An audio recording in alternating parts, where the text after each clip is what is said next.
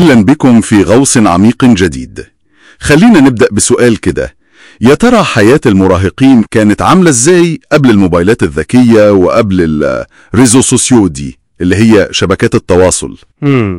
سؤال مهم فعلا. يعني هل اهتماماتهم مشاكلهم كانت شبه اللي بنشوفه النهاردة؟ هو ده اللي هنحاول نشوفه النهاردة. تمام. النهاردة الغوص بتاعنا هيكون في مادة بحثية عنوانها المراهقون اليوم والأمس أو أدو دوجوردوي إديير، والمهمة بتاعتنا يعني نشوف إيه اللي شبه بعضه وإيه اللي اختلف بين جيلين المراهقين دول، وخصوصا يعني دور التكنولوجيا في الموضوع ده بالظبط. طيب نبدأ نفكك الموضوع. أول خيط كده لقيناه في المادة دي هو إن في حاجات أساسية جوهرية يعني ما اتغيرتش قوي. صحيح، يعني الاهتمامات الأساسية للمراهقين لو بصينا على آخر 20-30 سنة تقريبا ثابتة. المدرسة لسه مهمة، الصداقات، أول تجارب الحب، التفكير في المستقبل، القلق منه، كل ده لسه موجود. أيوة، وده لوحده مثير للاهتمام. يعني مهما البيئة اتغيرت الأسئلة الكبيرة بتاعت المراهقة دي لسه بتلحق عليهم. تمام. بس وهنا بقى النقلة الكبيرة اللي المادة بتركز عليها، التأثير الضخم لشبكات التواصل الاجتماعي، المنصات دي اللي بيشاركوا فيها حياتهم ويتفاعلوا عليها طول الوقت. دي نقطة التحول يعني. بالظبط، ده العامل الأساسي اللي حسب المادة غير شكل تجربة المراهقة نفسها. وده ياخدنا على طول لموضوع التواصل نفسه. المادة بتتكلم ازاي بقى فوري ودائم بشكل يعني ملوش مثيل قبل كده، مش مجرد مكالمة تليفون او نتقابل بعد المدرسة وخلاص. صحيح، بقى 24 ساعة تقريبا. واللي لفت نظري بقى هو ربط البحث بين التغيير ده وبين مصادر جديدة للقلق والتوتر.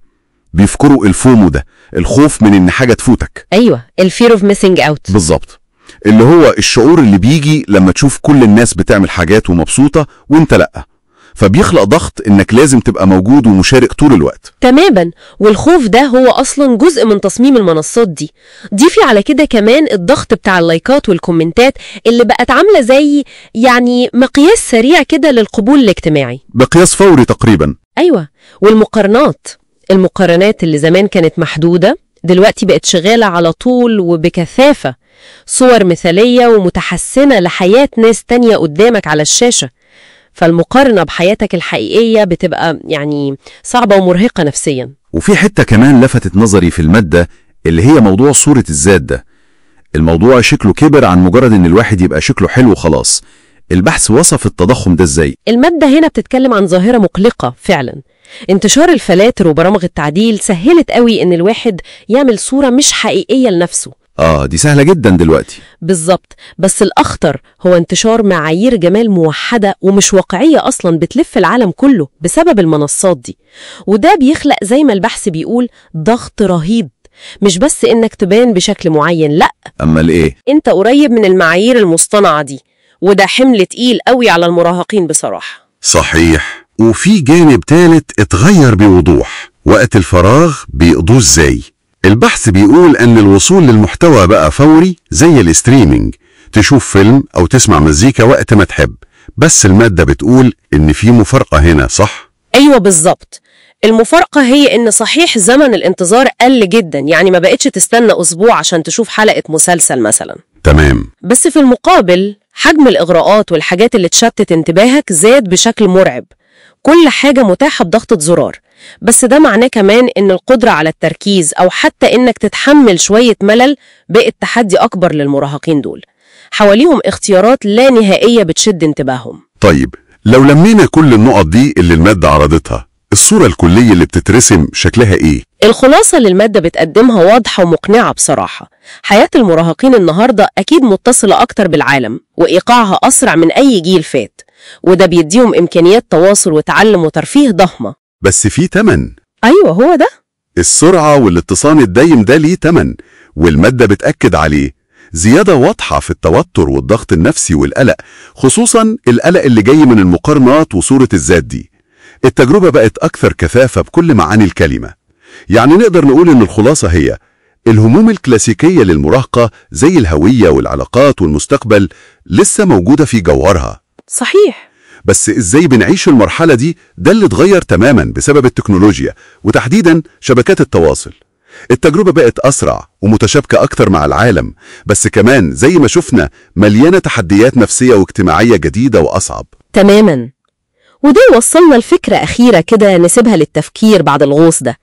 لو طريقة تواصلنا ونظرتنا لنفسنا وحتى رتم حياتنا اليومي اتغيروا بالشكل الجذري ده في فترة المراهقة بسبب التكنولوجيا زي ما المادة وضحت، يا ترى عملية تشكيل الهوية نفسها اللي هي أساس مرحلة المراهقة ممكن تكون بتتغير إزاي بطرق أعمق يمكن إحنا لسه مش واخدين بالنا منها بالكامل؟ سؤال فعلا يستحق نفكر فيه. Bonjour et bienvenue. Aujourd'hui, on se penche sur une question qu'on entend souvent. Les ados d'aujourd'hui, ils sont vraiment si différents de nous il y a 20 ou 30 ans. Bonjour. Oui, c'est une question fascinante et à première vue, on pourrait dire que non, pas tant que ça. Les bases, les grandes préoccupations, l'école, les amis, les amours, l'avenir, tout ça, ça reste, non? Oui, c'est vrai, ce socle commun est toujours là. Mais quand on creuse un peu, quand on regarde le quotidien, l'environnement, là, on sent qu'il y a quand même eu un sacré changement. La technologie surtout. Exactement. C'est là que les nuances apparaissent. Cet environnement numérique, il a quand même profondément modifié l'expérience adolescente. Chaque génération vit ça différemment, c'est sûr. Alors, explorons ça. Je propose qu'on regarde d'abord l'impact des réseaux sociaux sur la communication, puis peut-être l'image de soi, et enfin les loisirs, l'accès à la culture, ça vous va? Parfait. Commençons par la communication, oui. Parce que là, le changement est spectaculaire, il faut le dire. Ah oui, carrément. Moi, je me souviens, le téléphone fixe après les cours, fallait presque négocier pour l'avoir coincé dans le couloir. Et avec les parents pas loin, qui entendaient parfois. C'était un temps limité, un peu un rituel, presque. C'est ça. Et aujourd'hui? Bah, aujourd'hui, c'est tout l'inverse, non? Connexion permanente, instantanée, Snapchat, TikTok, Instagram. Le lien est là, tout le temps, à portée de main. C'est sûr que ça facilite le contact. Ouais, mais cette connexion constante, H24, est-ce que ça ne crée pas aussi de nouvelles pressions? On parle beaucoup du FOMO, là, la peur de manquer quelque chose. Tout à fait, le FOMO, mais aussi la course aux likes, la comparaison sociale qui est devenue omniprésente. C'est plus juste une comparaison ponctuelle, alors? Non, c'est presque une performance sociale en continu. L'anxiété qui vient de cette présence en ligne, quasi obligatoire, où ta popularité, elle est mesurée publiquement en temps réel. Ça, c'est d'une intensité nouvelle. Et ça touche à un âge où on est hypersensible au regard des autres. C'est dingue, ça demande une énergie folle de gérer ça. Ce qui nous amène, bah oui, à l'image de soi. Bon, se soucier de son look à l'adolescence, ça date pas d'hier. Non, bien sûr, ça c'est un classique. Période de grands changements, on se cherche. Mais les réseaux sociaux, ils ont mis un coup d'accélérateur là-dessus, c'est clair. Comment ça, concrètement? Ben, déjà, par la généralisation des filtres, tout est lissé, idéalisé. Ensuite, les retouches, même minimes, elles sont partout. Et puis, il y a l'exposition constante aux influenceurs, avec leur vie parfaite, leur corps parfait. Souvent très loin de la réalité, oui. Voilà. Du coup, la pression pour coller à ces standards, qui sont souvent justes, irréaliste, elle est énorme. Et ça touche les jeunes en plein dans leur construction, dans l'acceptation de soi. C'est vrai que la comparaison a changé de nature. Avant, on se comparait aux stars dans les magazines, peut-être. Exactement. C'était une comparaison plus verticale, disons, avec des idoles assez lointaines. Alors qu'aujourd'hui, c'est plus diffus, plus horizontal. Oui, et surtout, c'est permanent. Ça se fait avec les copains, les copines qui se mettent en scène eux aussi, ou même avec des inconnus qui projettent une image parfaite. C'est là, sur l'écran, tout le temps. Cette immédiateté, d'ailleurs, on la retrouve aussi dans les loisirs, dans l'accès à la culture. Là aussi, c'est un fossé, non? Pense à la musique.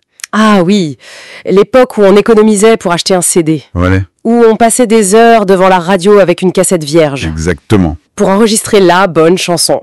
Alors que maintenant... Maintenant, c'est le streaming, accès illimité ou presque à toute la musique du monde, instantanément. Et pareil pour les films, les séries. Fini d'attendre le mardi soir pour voir son épisode. Netflix, YouTube, tout est dispo tout de suite. Cet accès immédiat, c'est fascinant. Moins d'attente, c'est sûr, peut-être moins de frustration aussi. Mais ça pose d'autres questions. Comme quoi, par exemple? La surabondance de choix, déjà, ça peut être paralysant, tu vois. Et puis, surtout, apprendre à gérer son attention, à pas se laisser noyer par toutes ces sollicitations. Ça devient une vraie compétence. D'accord. Alors, si on essaie de résumer un peu tout ça. Chaque époque a ses plus et ses moins pour les ados, en fait. Il n'y a pas vraiment de mieux ou moins bien. C'est exactement ça, je pense. La vie ado, aujourd'hui, elle est sans doute plus rapide, plus connectée. Elle offre des opportunités géniales d'apprendre, de rencontrer des gens, de s'ouvrir au monde. Mais, comme on l'a dit, elle expose aussi potentiellement à plus de stress. Surtout ce stress lié à l'image, à la pression sociale numérique. C'est un équilibre complexe, oui. Mais ce qui reste constant, peut-être, c'est que malgré tous ces changements d'outils, d'environnement, Le fond de l'adolescence, ça reste pareil.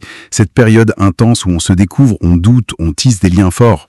exactement, ça reste cette période de transition, de construction d'identité, de navigation dans les relations. Les décors changent, les accessoires aussi, mais les grands thèmes de la pièce, eux, y perdurent. C'est une expérience humaine fondamentale, quoi. Et juste pour finir, une petite question qui me vient. Si tout cet environnement, ces outils, changent si profondément le quotidien, les interactions, est-ce qu'on peut vraiment dire que l'expérience fondamentale reste la même? Ou est-ce que, finalement, ce nouveau cadre finit par transformer l'essence même de ce passage? Les ados d'aujourd'hui versus les ados d'hier. Si différents que ça? Si tu demandes à tes parents ce qui les préoccupait quand ils avaient ton âge, il y a de fortes chances qu'ils te parlent d'école, d'amitié, d'amour et d'avenir. Ça te dit quelque chose? Normal, car en réalité, les préoccupations des ados n'ont pas tant changé que ça en 20 ou 30 ans. Pourtant, si on y regarde de plus près, on remarque quelques différences. Alors, la vie d'ado d'hier et d'aujourd'hui, ça donne quoi? Les réseaux sociaux, ça change tout. Il y a 30 ans, le seul moyen de garder contact avec ses amis après l'école, c'était le téléphone fixe. Aujourd'hui, avec Snapchat, TikTok ou Instagram, la communication est instantanée et permanente. Si c'est super pour rester connecté, ça peut aussi être une source de stress, peur de rater quelque chose, FOMO, pression des likes et comparaison constante, un problème que tes parents n'ont pas connu au même niveau. L'image de soi est la quête de perfection. Si les ados d'hier se souciaient déjà de leur apparence, l'influence des réseaux sociaux a tout amplifié. Filtres, retouches, influenceurs ultra photoshopés, la pression pour correspondre à des standards irréalistes est énorme. Avant, on se comparait aux stars des magazines, mais aujourd'hui, c'est à tout le monde, tout le temps. Les loisirs, du Walkman au streaming. Si tes parents devaient acheter un CD ou enregistrer leurs chansons préférées sur cassette, oui vraiment, toi tu peux écouter ce que tu veux en un clic. Idem pour les films et séries. Avant, on attendait la diffusion à la télé, maintenant Netflix et YouTube permettent d'avoir tout à disposition immédiatement. Moins d'attente, mais aussi plus de tentation. Alors, mieux avant ou mieux maintenant? Chaque époque a ses avantages et ses inconvénients.